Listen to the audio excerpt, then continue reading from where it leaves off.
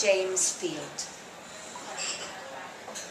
Two brothers stayed up in the forest longer than the rest, Renato and Aldo. They were children, not good for anything else. They knew the name of every flower and had given new names to every rock. When the others sold their cows and abandoned the hillside to work in the lichen spread of factories on the valley floor, the forest washed back across the slopes like water from a bucket. Without cattle to nip away every shoot, it sprang up with all the energy of seeds long thwarted. They were young when the forest was young. They trapped animals and picked fruit. They welcomed deer back to the forest and boar. They dreamt of the day the wolves of North Italy would visit their hillside and settle there too. One day, they found a hollow where mushrooms grew. The mushrooms tasted of wood and damp leaves. They were delicious, better with each successive autumn. It was for mushrooms they returned to the forest when work and family claimed the time they used to give to the wild. The trees of the forest grew higher and broader, and eventually the brothers lost sight of each other amongst the trunks. But each read the other's tracks, so they knew who had beaten them whenever they found the mushroom hollow empty. On discovering that the mushrooms had been gathered, the brother who'd lost cursed or smiled, according to his mood or hunger. Ted met the elder brother, Aldo, on the day he married Aldo's daughter. I don't think Nora had been trying to keep them apart, but that's how it happened. Aldo was, by then, a local success, owning a factory in the valley that made scientific lenses. But he was still something of a weekend embarrassment to his family, never quite having lost the wildness of his young years. Ted told me that there was something of the green man about him, of Cuchulainn or Baloo. And yet, he had grown old while the forest remained young. It was winter when Nora first took Ted to her father's hillside home. There was no talk of mushrooms. They walked with Aldo in the snow, and he pointed out the animal tracks, sang folk songs, mused on some World War II vehicles a local landowner had grouped in a field. Ted could speak Italian only poorly, but Aldo wove simple phrases eloquently. His laughter shook snow from the branches. Ted realised his wife's professed embarrassment for her father was much exaggerated. In knee-high drifts, she kept to her father's footsteps like a squire of Wenceslas. Her knowledge of the woods equalled his. That the forest around them was no more than 50 years old astounded Ted. It covered every hill in sight, and sunk in the snow, seemed not just ancient, but sleepily eternal. "Everything is old for you, children," Aldo said. "You feel nothing can be otherwise. But this happens when you don't look." Ted often walked with Aldo after that, but never when he went for mushrooms. Nora assured him it wasn't personal. The brothers alone knew where the mushrooms grew, she said, and Ted marvelled that nobody else had come across this mucky treasure. A town of 10,000 never looked up from their TVs, while two brothers elbowed between trees in the long light of morning, locked in a decades-old contest for mushrooms. "It wouldn't even occur to them that mushrooms were there to be found," Nora murmured. "It's his great secret. He goes to the bar on the corner and talks lambing, flowering. He's generous with the advice about growing aubergines and tracking deer, but keeps the mushrooms to himself." "Have you ever thought of following him?" Ted asked, regretting it immediately. Of course not. And don't you think about it either, because he'll know. He can tell if you walked across a rug with your shoes on. He carries that stick in case he comes across a wolf, not to stay upright, and I'm not sure he wouldn't turn it on you. Wolves? Ted prickled with an ignorant thrill of wonder. Oh, the last was killed 100 years ago, but it's always been his dream that he might see one. I think he carries the stick as a sort of willful act of summoning, and to club one dead when it appears. Papa always says that in the forest you kill as well as dream, but he'd be the first to tell you there's nothing to fear from wolves. Anyway, it's not about preparing for a fight, it's about talismans, wonderment.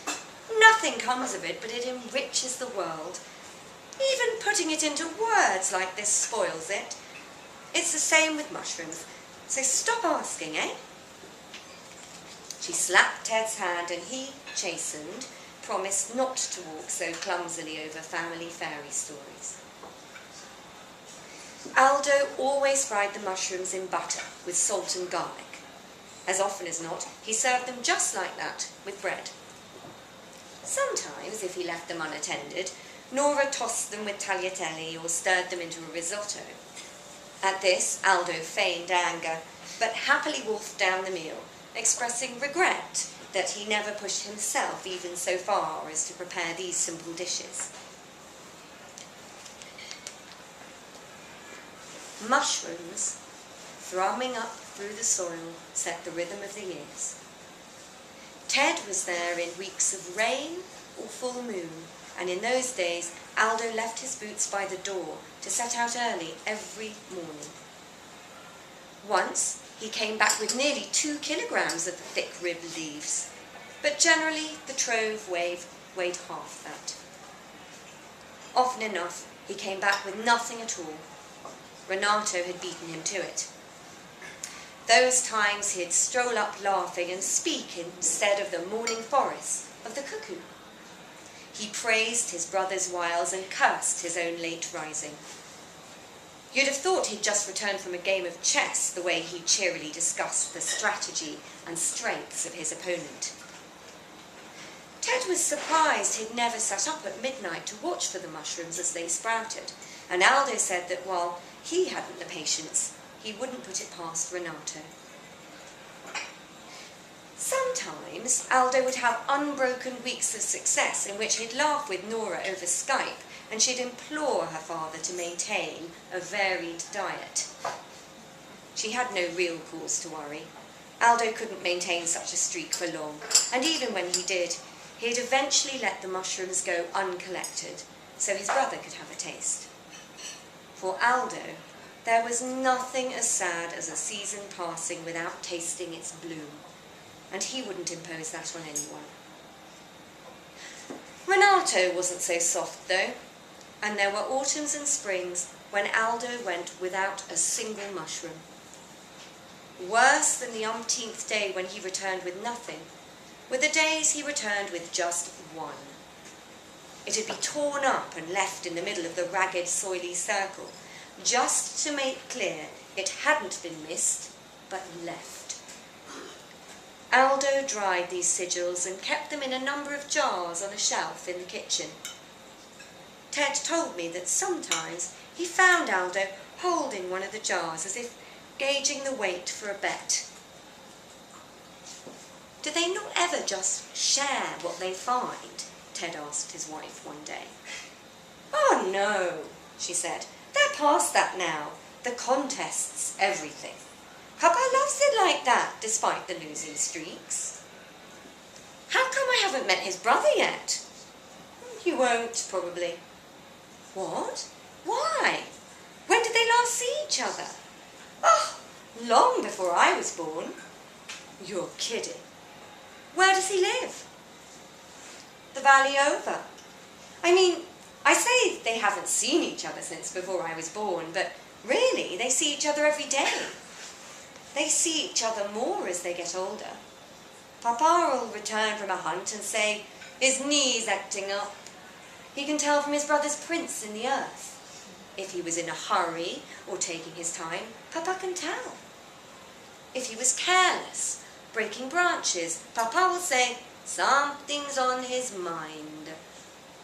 It's extraordinary, but it's also too easy. Lets them forget they stopped talking.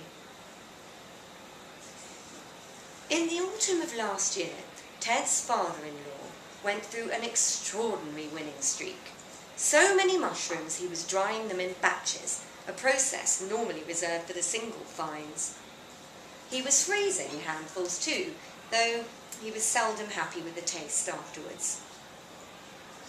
I know that by this point Ted had long since stopped viewing the mushroom hunt as a healthy pursuit, but he honoured his old promise and said nothing.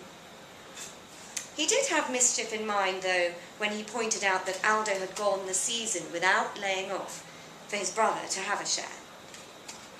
"Oh, Renato will be fine," Aldo said, smiling widely as he emptied his sock drawer to make more space for drying his harvest.